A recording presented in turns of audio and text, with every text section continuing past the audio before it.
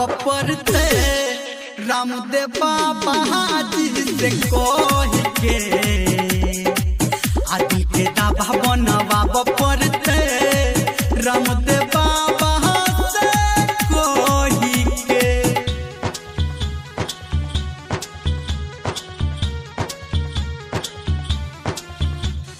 DJ Manish Raxaul.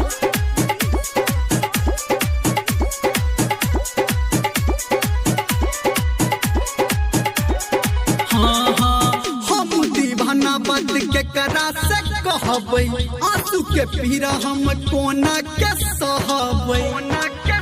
DJ Ram भरोस चौपाल Kalikapur. DJ Ram भरोस चौपाल Kalikapur. DJ Ram भरोस चौपाल। जकरा चलते है सब कुछ केलो ओकरा नजर में हम गिर गेलो। मन के गिरल ई दीवार हमर ढहि के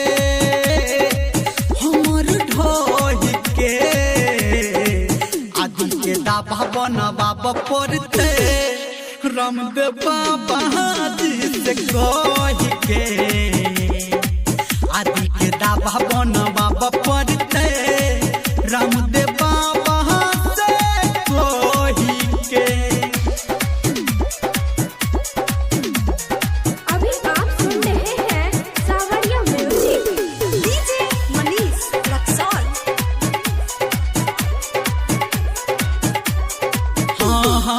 सुख में सब कियो दुख में न कियो हमर खुशी है कि सब कियो जियो। हाँ सुख में सब कियो दुख में न कियो हमर खुशी है कि सब कियो जियो। धर्मेंद्र कहैया आई बड़ी मुश्किल छै जुदाई। डीजे राम भरोस चौपाल कालिकापुर।